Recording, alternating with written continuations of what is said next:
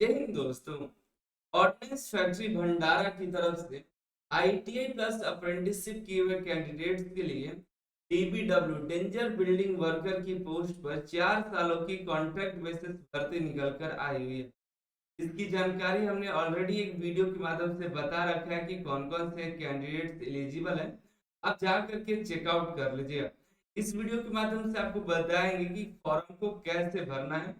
Form भरने की पूरी प्रोसेस इस वीडियो में देखने वाले हैं। आप चैनल को तो सब्सक्राइब कर ही लीजिएगा। आप Anil sir IT application download कर लीजिएगा, जहां पर आईटी संबंधित काफी सारे एग्जाम के लिए बेहतरीन कंटेंट आपको मिल जाते हैं।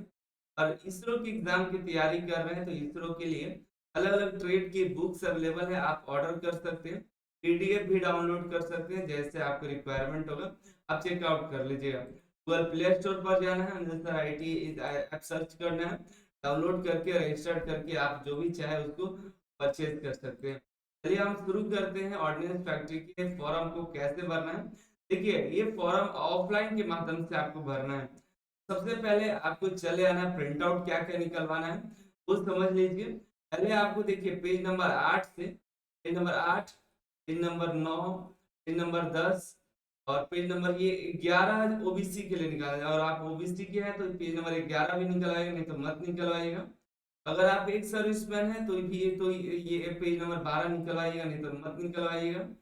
अगर आप और सबको कैरेक्टर सर्टिफिकेट बनवाना है, गेजेटेड ऑफिसर है, देख रहे हैं इस सबके जरूरत है। 13 नंबर पे सबको जरूरत है, इसको निकलवा लेना है। देखिए ये गेजेटेड ऑफिसर से और ये जो है लास्ट आपने पढ़ाई किया हुआ, लास्ट टाइम पढ़ा हुआ है, एक ही पेज पर 2 जगह साइन करा लेना है। ठीक है, ये फीडर ट्रेड के लिए एओसीपी ट्रेड के अलावा जितने भी ट्रेड है वो सभी इसको प्रिंट आउट करा लीजिएगा। 14 नंबर, 13 नंबर और 8, 9, 10 और ये 8, 9, 10 और 13, 14 ये 2 पेज जो है सबको प्रिंट आउट कर लेना है। प्रिंट आउट करने के बाद आपको अच्छे से फिलअप कर लेना है पहले फॉर्म को कलम से, ठीक है। इसमें आपको सबसे पहले यहाँ पर अपना कैपिटल में नाम लिखिएगा, यहाँ पर फादर नेम लिख दीजिएगा और यहाँ डेट ऑफ बर्थ लिखिएगा। यहाँ पर एज कैलकुलेट करके लिखना है कि आपका एज क्या है। मतलब कितने साल के हो रहे हैं, कितने महीने और कितने दिन के हो रहे हैं। एज कैलकुलेटर गूगल पर सर्च करके अपना एज देख लीजिएगा। 28 मार्च तक आप कितने दिन के हो रहे हैं, कितने महीने और कितने साल के हो रहे हैं। 28 यहाँ पर 28 मार्च 26 तक, जैसे अगर आप 19 साल 2 महीना 3 दिन के हो रहा है तो उसको लिख देना है यहाँ पे। इंडियन यहाँ लिख दीजिएगा। कैटेगरी क्या है, ओबीसी, एससी, एसटी, ईडब्ल्यूएस लिखना है तो यहाँ पर लिख दीजिएगा। एक सर्विसमैन नहीं है तो नो पर यहाँ टिक मार दीजिएगा, और डिसेबल नहीं है तो नो पर टिक मार दीजिएगा। आप पूरा एड्रेस लिखना है, अच्छे से एड्रेस लिखे ताकि पोस्टल से कुछ आपका पोस्ट ऑफिस से आए तो आपके घर तक पहुंच जाए। आपका यहाँ पर स्टेट का नाम लिखना है और यहाँ पर पिन कोड लिख देना है। आपका मोबाइल नंबर दोनों लिख दीजिएगा, 2 तरह का मोबाइल नंबर यहाँ पर लिख दीजिएगा, ठीक है। ईमेल आईडी आपको कैपिटल में लिखना है, ब्लॉक लेटर मतलब कैपिटल लेटर में। यहाँ पर एक ईमेल आईडी, दूसरा है तो दो ईमेल आईडी। परमानेंट यहाँ देखिए, अब एक कोई ऐसा आइडेंटिफिकेशन मार्क, पहचान चिन्ह आपको लिख देना है। यहाँ पर आपका सिग्नेचर कर देना है। यहाँ पर आपको हाई स्कूल का डिटेल इंटर कर देना है, हाई स्कूल का नाम, और यहाँ पर बोर्ड का नाम, किस बोर्ड से आपने हाई स्कूल किया है। और यहाँ पर 10th लिख दीजिएगा, मैट्रिक लिख दीजिएगा, एसएससी लिख दीजिएगा, इनमें से कुछ भी लिख दीजिएगा, मैट्रिक, 10th या एसएससी। और यहाँ पर किस साल पास हुए थे, 12th है, 12th का यहाँ पर कॉलेज का नाम, किस बोर्ड से 12th किए हैं, और यहाँ 12th लिख दीजिएगा और यहाँ पासिंग ईयर लिख दीजिएगा। और आईटीआई का डिटेल, यहाँ पर आईटीआई कॉलेज का नाम, एनसीवीटी लिखिएगा, यहाँ पर आईटीआई लिखिएगा, आईटीआई ट्रेड भी लिख दीजिए, आईटीआई इलेक्ट्रीशियन, ये लिख करके आप पासिंग ईयर यहाँ लिख दीजिएगा।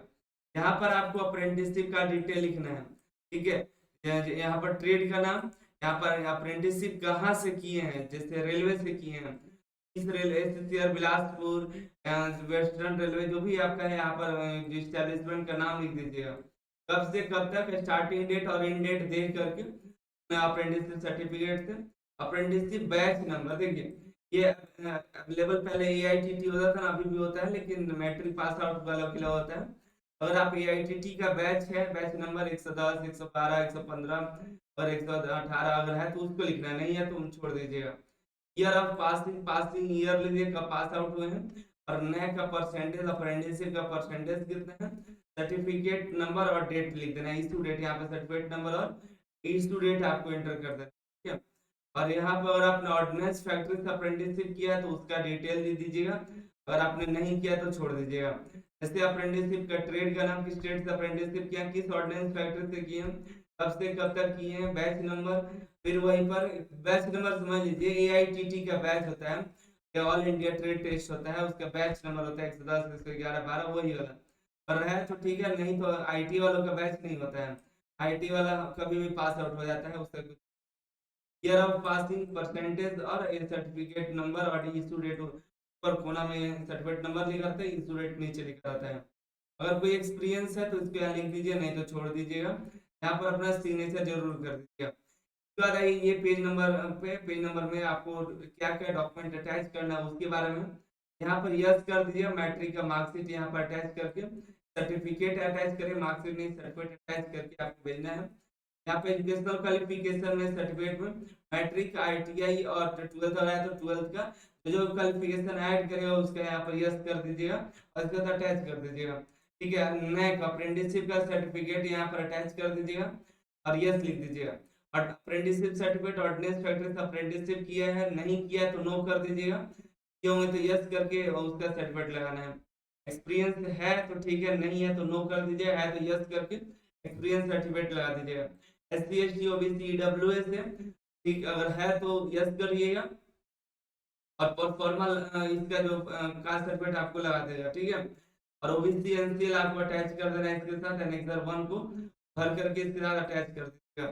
सेल्फ अटेस्टेड कर लेना है, जो भी डॉक्यूमेंट्स है उसका सेल्फ अटेस्टेड, सभी जितने भी फोटो कॉपी लगाएगा उस पर खुद का साइन कर दीजिएगा।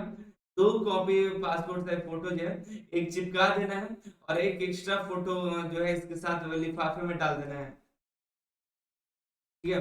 इसमें नाम और डेट ऑफ बर्थ यहाँ पर लिख देना है, फोटो के पीछे नाम और डेट ऑफ बर्थ लिख दीजिएगा अपना, ठीक है। और लिख करके भेज देना है, यहाँ पर डेट, प्लेस और यहाँ पे सिग्नेचर करके आपको सभी डॉक्यूमेंट को अटैच करके भेज देना है। फिलअप करने के बाद एक लिफाफा लीजिएगा, लिफाफा लेकर के उस पर ये एड्रेस 2 में ये एड्रेस लिख दीजिएगा, फ्रॉम में अपना एड्रेस लिख दीजिएगा, ठीक है। उसके बाद ऊपर जो है ये यहाँ पर ये दिख रहा है ऊपर हेडिंग में, application for the post of DBW personal और टेन्योर बेसिस, लिफाफे पे ऊपर लिख दीजिएगा, जरूर लिखिएगा, ठीक है। लिख करके आपको लिफाफे को भेज देना, 28 मार्च तक वहां पर पहुंच जाना चाहिए, ठीक है।